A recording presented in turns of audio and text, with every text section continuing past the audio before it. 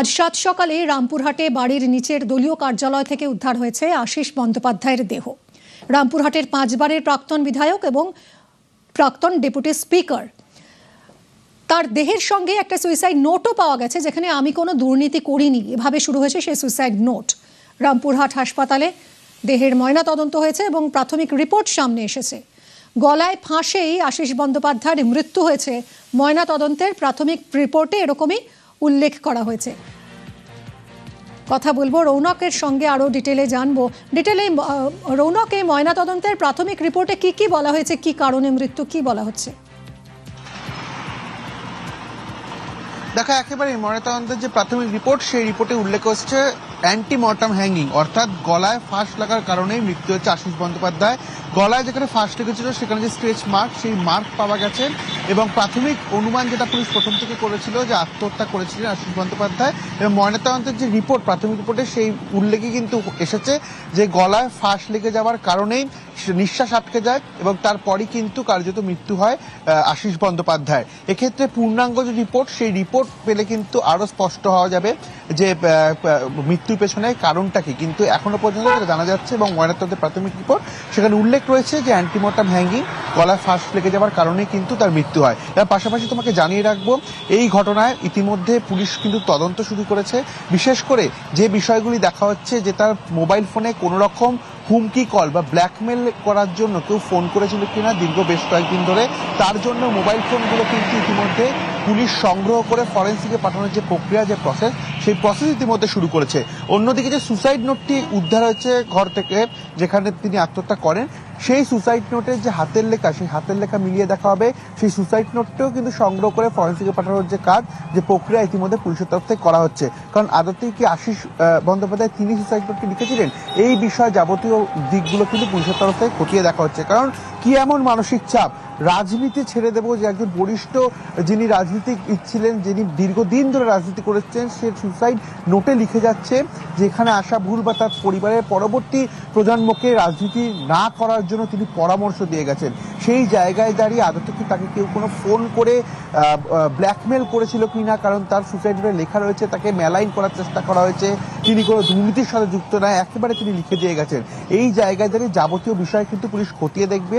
এই কারণেই একদিকে যেমন ময়নাতদন্তের প্রাথমিক রিপোর্ট সামনে এসে সেখানে অ্যান্টিমর্টাম হ্যাঙ্গিং এর সিমটম স্পষ্ট উল্লেখ রয়েছে, অন্যদিকে তার মোবাইল ফোন এবং তার যে সুসাইড নোট, এগুলো কিন্তু সংগ্রহ করে ফরেন্সিকে পাঠানোর যে প্রক্রিয়া, সেই প্রসেস ইতিমধ্যে পুলিশের তরফ থেকে শুরু করা হয়েছে। একদমই, সুসাইড নোটের ফরেন্সিক টেস্ট হবে, তদন্তের আওতায় আনা হবে মোবাইল ফোন এবং পোস্টমর্টেমের যে প্রাথমিক রিপোর্ট এসেছে সেখানে গলায় ফাঁস দিয়ে মৃত্যুর কথাই উল্লেখ করা হয়েছে।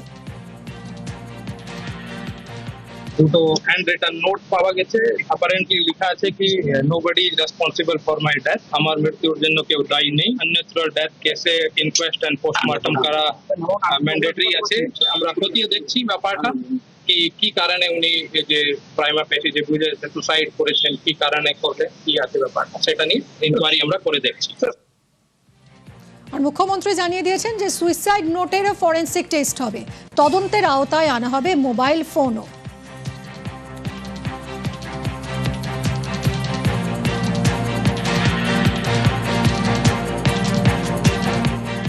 আমি ডিজিপি এবং এসপি বীরভূমকে নির্দেশ দিয়েছি, মোবাইল ফোনগুলো যেগুলো উনি ইউজ করতেন সেগুলো যদি পুলিশকে দেন, পুলিশ তদন্ত করে দেখবে যে দুর্নীতিগ্রস্ত কোনো লোকজন উনাকে ভয় দেখিয়েছে কিনা।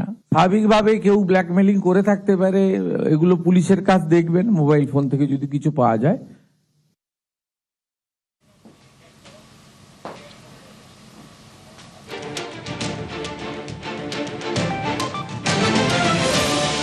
আশিস বন্দ্যোপাধ্যায়ের পরিবারের সদস্যদের সঙ্গে ভিডিও কলে কথা বলেন মুখ্যমন্ত্রী।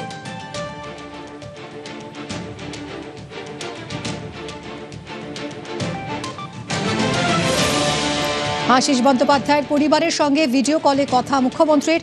ভদ্র রাজনীতিবিদ ছিলেন, শিক্ষাবিদ ও সৎ মানুষ ছিলেন। সময় পেলে প্রয়াত প্রাক্তন মন্ত্রীর বাড়িতেও যাবেন, জানিয়েছেন শুভেন্দু অধিকারী।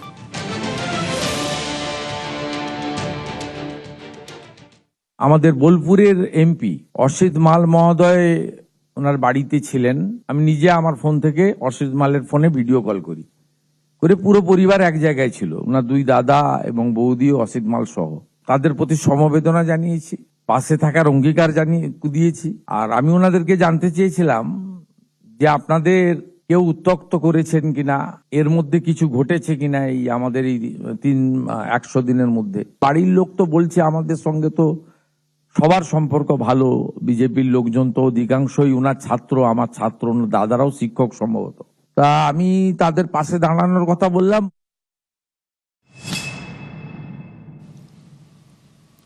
রাজ্যের প্রাক্তন ডেপুটি স্পিকারের মৃত্যুতে রহস্য। রামপুরহাটের বাড়িতে পার্টি অফিসেই ঝুলন্ত দেহ উদ্ধার হয়েছে আজ সকালে। আশিস বন্দ্যোপাধ্যায়ের দেহ উদ্ধার। 5 বারের বিধায়কের পাশাপাশি ডেপুটি স্পিকার ছিলেন। তৃণমূল আমলে স্কুল শিক্ষামন্ত্রী, কৃষিমন্ত্রীর দায়িত্বও সামলেছেন। 26-এর ভোটে বিজেপি প্রার্থী ধ্রুব সাহার কাছে হেরে যান। আর হারের পর কিছুদিন আগেই নব তৃণমূলে যোগ দেন। ঘর থেকেই মিলেছে সুইসাইড নোট। অবসাদ থেকে আত্মহত্যা নাকি অন্য কিছু, তদন্ত করছে পুলিশ।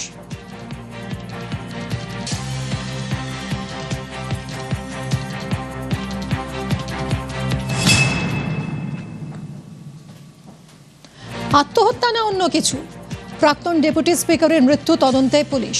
সুইসাইড নোটে ছত্রে ছত্রে অবসাদের ইঙ্গিত। রাজনীতিতে ছিলেন, তবে দুর্নীতিতে নয় বলে দাবি চিঠিতে। হারের পর বারবার অপমানেই চরম ফয়সালা। তৃণমূলেরই একাংশের বিরুদ্ধে সরব মৃত ডেপুটি স্পিকারের পরিবার।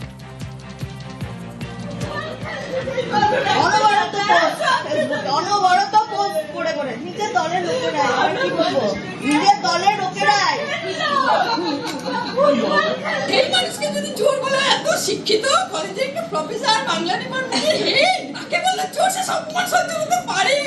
মানুষটা ঘুমড়ে ঘুমড়ে ঘুমড়ে ঘুমড়ে পড়ে গেল, সুইসাইড করে নিল। আর সুইসাইড করে নিল, মানুষটাকে মেরে দিল। এ পার্টি দেখিনি, এ পার্টি দেখিনি, এ পার্টি দেখিনি আমরা। মানুষকে মেরে দেওয়া পার্টি।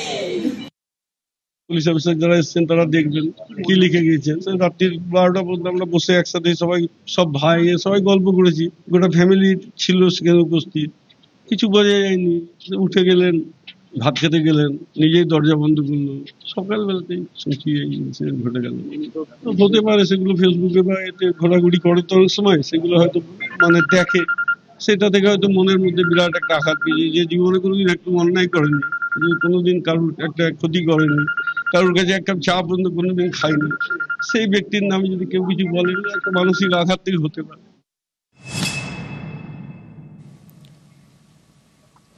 আশিস বন্দ্যোপাধ্যায়ের মৃত্যুর পর টিআরডিএ বিতর্ক। রাজ্যের প্রাক্তন মন্ত্রী নিজের আত্মহত্যার চিঠিতে টিআরডিএ নিয়ে লিখেছেন। কি এই টিআরডিএ? এটি হলো তারাপীঠ রামপুরহাট উন্নয়ন পর্ষদ।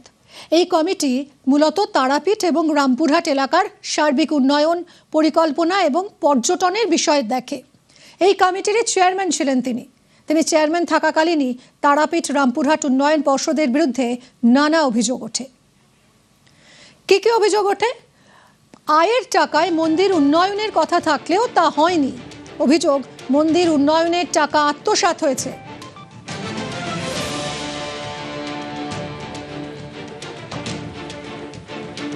অভিযোগ উঠেছে শ্মশানে গাছ লাগানো থেকে যজ্ঞ।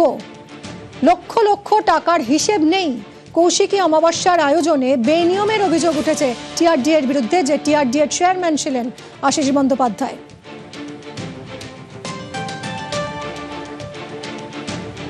3 নম্বর অভিযোগ, সোলার সিস্টেমে ভোগ ঘর নির্মাণের নামে লক্ষ লক্ষ টাকা খরচের অভিযোগ। সোলার সিস্টেম ভিত্তিক ভোগ ঘর তৈরি হলেও তা ব্যবহারযোগ্য হয়নি বলে অভিযোগ।